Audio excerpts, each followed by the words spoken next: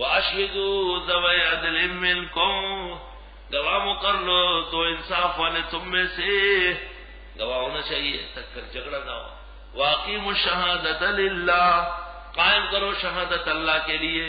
ذالکم یوعظ بہ، نصیحت ہو رہی ہے من کان یؤمن باللہ والیوم الآخر، اس کو جو ایمان رکھتے ہیں اللہ آخرت کے دن پر۔ ومن یتق اللہ، جو اللہ سے ڈرے، یجعل لہ مخرجا، وہ دے دے گا اس کو نکلنے کا راستہ، ویرزقہ، روزی دے گا، من حیث لا یحتسب، من حیث لا یحتسب، جہاں سے اس کو گمان نہیں ہوگا۔ ومن یتوکل علی اللہ، جو بھروسہ کرے اللہ پر، فہو حسبہ، کافی ہے۔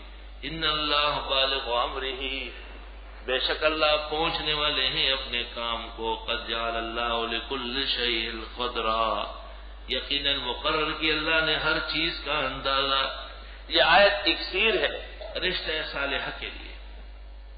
عشاء کی نماز سے فارغ ہو کر 3 مرتبہ سورہ فاتحہ پڑھی جائے، 3 مرتبہ درود ابراہیمی، اور پھر 75 مرتبہ یہ آیت پڑھی جاتی ہے، ومن یتق اللہ یجعل لہ مخرجا ویرزقہ من حیث لا یحتسب ومن یتوکل علی اللہ فہو حسبہ ان اللہ بالغ امرہ قد جعل اللہ لکل شیء قدرا۔ 7 ہفتے کا عمل ہے، انشاءاللہ کام ہوگا۔